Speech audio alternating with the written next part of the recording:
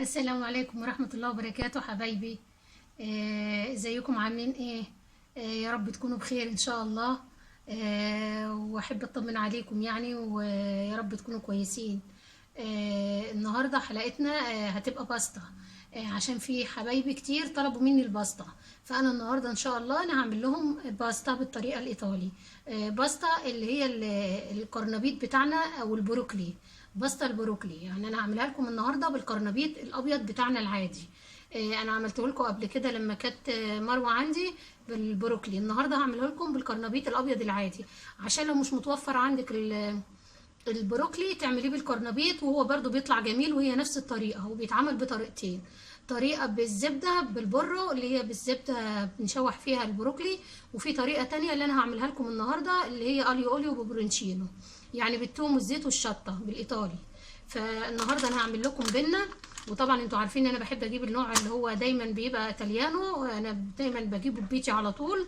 وطريقه سهله جدا يا بنات، والطبق ده ما بياخدش 5 دقايق، بياخد بالظبط يعني 7 دقايق، لان ال7 دقايق هم وقت سليق المكرونه.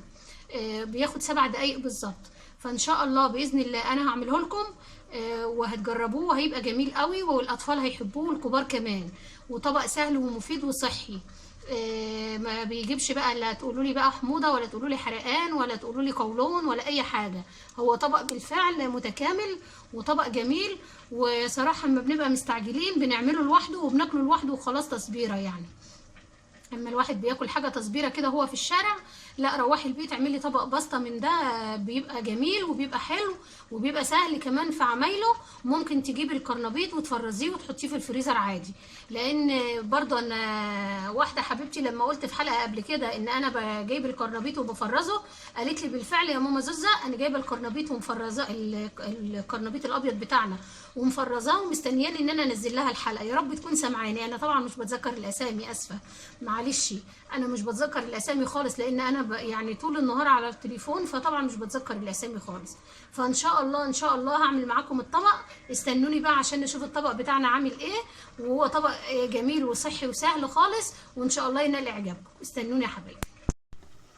دلوقتي يا حبايبي زي ما انتم شايفين كده معانا المكونات بتاعه الطبق بتاعنا النهارده. هيكونوا شويه خضره، بقدونس على كزبره، وده بيدي شكل حلو.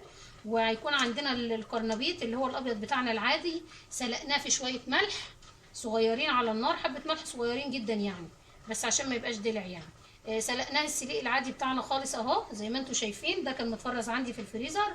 ومعانا دلوقتي شويه توم اللي احنا قلنا عليه في حلقات قبل كده وخزناه عندنا، فصين توم، وملح طبعا لميه السليق، وشويه شطه. وطبعا عندنا زيت ذره على زيت زيتون. هو المفروض بيتعمل بزيت زيتون خالص، بس انتوا عارفين انا دايما بخلطه بزيت الذره.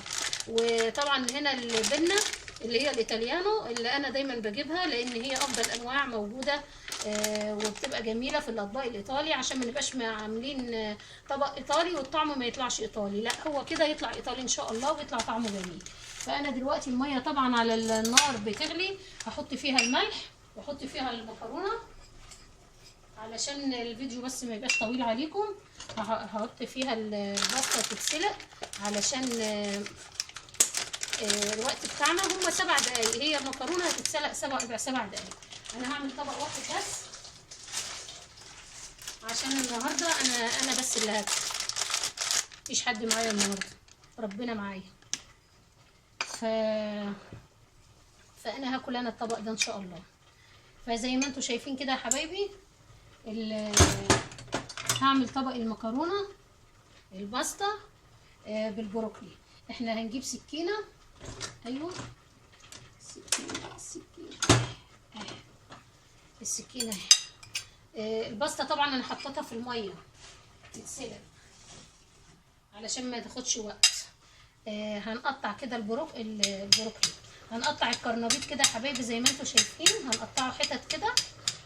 يعني هي بتتعمل بالبنه، بتبقى حلوه في البنه. ليه بقى؟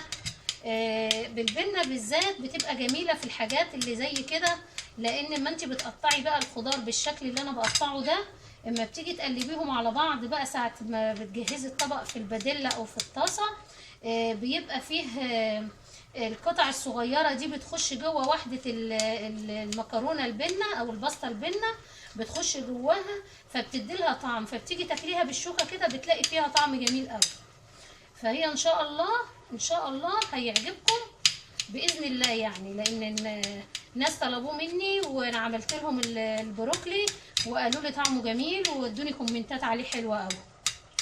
تسلموا لي يا حبايبي، تسلموا لي يا رب، ما تحرمش منكم، ونفضل اخوات، افضل معاكم كده، اختكم الكبيره، مامتكم، اي حاجه، المهم ان احنا نفضل في تواصل مع بعض، ونفضل نقدم لكم حاجات حلوه تعجبكم، ونبقى مع بعض نساعد كلنا بعض، لان في ناس يا بنات يعني فاتحه القناه دي يعني باب رزق، فلازم عشان خاطرنا نساعد الكل، لازم نساعد الكل عشان ربنا يكرمنا. في ناس كتيرة ربنا يعينها على العيشة فاتحة القناة باب رزق، فيعني مش هنخسر حاجة لو عملنا خير، يعني لو عملنا في الناس دي خير مش هنخسر حاجة ابدا.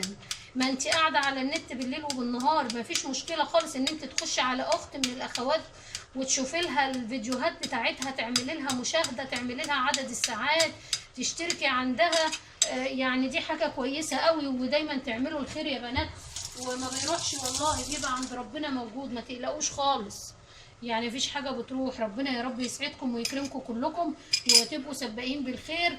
وناس كتيرة والله الحمد لله رب العالمين بتقولي كده انتي بتعملي كذا ولازم نتعلم منك. والله انتوا كلكم كويسين، بس هي مشاغل الحياة اللي بتخلي الواحد يتوه. انتوا كلكم يعني الشعب المصري كله قلبه فيه خير وفيه طيبة، بس مشاغل الحياة اللي بتشغلهم بتخليهم بس يعني بيدوروا على لقمة العيش بس.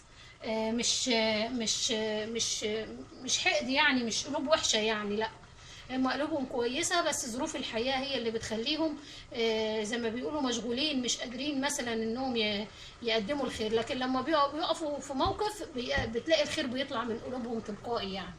ربنا يكرمكم ويسعدكم كلكم يا رب، ويديكم على قد ما انتوا عايزين، ويوفقكم وينجح قنواتكم. وانا والله العظيم انا يعني اي قناه هقدر اساعدها هساعدها، مش هقول لا. انا لسه صغيره زي ما بقول لكم قد عقله الصباع، وبكررها تاني، بس يعني في حدود المستطاع اللي بقدر اعمله ان انا اشاهد لها واعمل لها ساعات، دي في ايدي ماشي. اشترك لها، ما انا اشتركت خلاص عندها، هو الاشتراك مره واحده يعني، انا ما باليد حيله، مش هقدر اعمل حاجه زياده عن كده. منتدى بحط منتدى، تثبيت بحط تثبيت، يعني هو ده اللي بايدي، ده اللي انا اقدر اعمله يعني. يا ريت كان بايدي حاجه تانية اكتر من كده، والله ما كنتش اخرها عليكم. ربنا يا رب يوسع عليكم كلكم ويرزقكم من وسعه. انا هشوف البسطه بقى على النار كده حبايبي، هي لسه لها شويه، بس انا ايه هحاول احطها على عين تانية واعمل زي ما بقول لكم دايما، انا دايما بشغل عيون البوتاجاز كلها عشان ابقى انجز يعني. انا كده هحط البسطة على العين التانية تتكمل،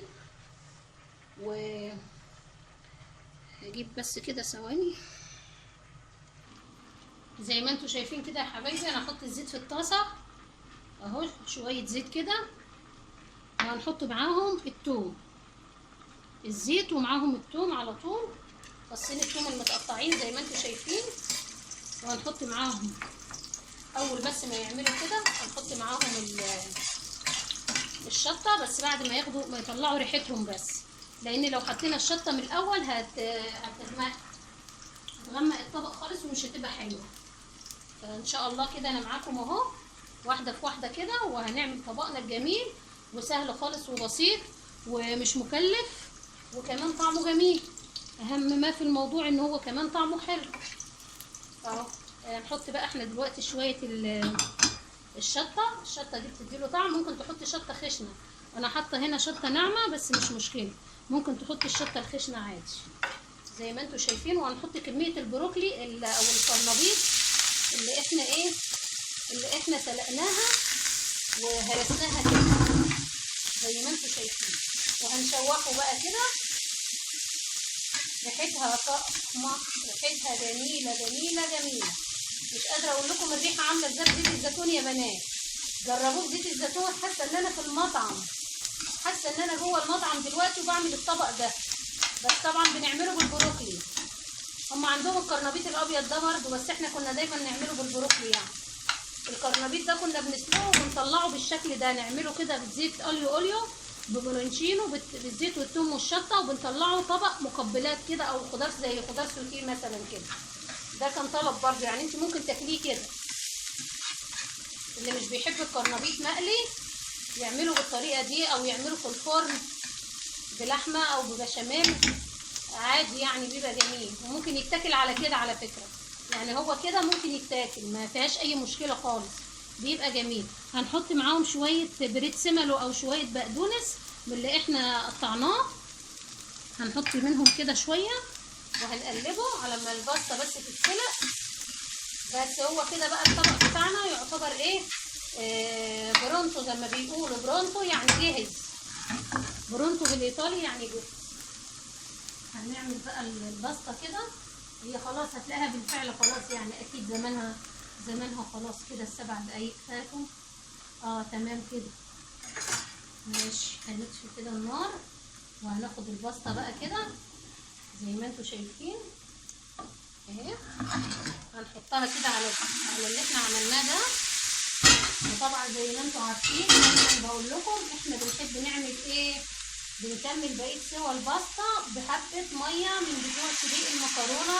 السر الرهيب اللي في المكرونه اللي بيديلها طعم جميل هو حبه الميه دول يا بنات. حبه الميه دول بتوع سليق المكرونه هو ده بقى اللي هيخلي الطعم كله يمتزج، وهيخلي طعم الطبق ده تحفه. شوفوا من الطبق ما خدش وقت وكتر كمان، ده انا كنت عامله حبه صغيرين، ده دول كده كتير عليا خالص، ده انا مش هاكل ربعهم حتى. شوفوا ده بقى كده هيخش بقى الحتت الصغيره بتاعت الكرنبيط اللي انا قطعتها وخدت الزيت والثوم، زيت الزيتون والثوم والشطه وشويه البريسيمولو او البقدونس، خدت من الطعم بقى كده. وشويه الميه بتوع سليق المكرونه اللي احنا حطيناها او الباستا لفوا من الطبق، لفوه بالمعنى كده، يعني لف الطبق كده وحركوا مع بعضه، ودخلت في شوفوا دخلت في الحتت بتاعت الاقلام بتاعت الباستا، وهيبقى طبق روعه والله. ريحته انا عايزه بس تجربوه بزيت الزيتون، هتلاقوا ريحه البيت جميله، هتحسي نفسك في مطعم وتحفه. هو خلاص كده طبقنا خلص كده، خلص الطبق. هقدمه بقى واوريهولكم كده يا حبايبي. الطبق بتاعنا جاهز زي ما انتوا شايفين، انا غرفته وشوفوا الطبق شكله عامل ازاي. شكله تحفه، شكله تحفه وريحته كمان، ريحته جميله جدا والله. ان شاء الله تجربوه تدينوا ارائكم وتقولي لي الطبق ده عامل معاكم ايه وطعمه ايه. ده هو ريحته تحفه وهو سخن كده جميل جميل. ريحه زيت الزيتون مع الثوم مع الشطه، هو ده الشعار بتاع المطبخ الايطالي، زيت الزيتون والثوم والشطه، هم دول اهم حاجه في المطبخ الايطالي. بعد كده عندهم اللي هو الاعشاب، مجموعه من الاعشاب برضو، الروزماري والمرمريه والسيدانو والكرفس والجزر. الحاجات دي برضو هي عندهم برضو يعني جميله قوي ومطلوبه يعني في الوجبات بتاعتهم. على حسب ما احنا اشتغلنا انا شفتهم بياكلوا من الاعشاب دي، يعني بيعملوا منها وجبات كتيره لانها مفيده. انا قلت بس اما اكلمكم دقيقتين كده اضحك عليكم على ما يبرد عشان اعرف ادوق. بسم الله الرحمن الرحيم. حقيقي يا بنات، بالله عليكم جربوه وما تنسوش تقولوا لي الطبق ده عامل ايه بالامانه يعني. وانا مش بزعل لو الطبق ما عجبكوش، قولوا ما عجبناش، مفيش مشكله عندي خالص، انا بحترم الرايين. الطبق فعلا جميل وسهل وبسيط، وان شاء الله يعجبكم باذن الله. واستنوني في الفيديو الجاي ان شاء الله، والسلام عليكم ورحمه الله وبركاته.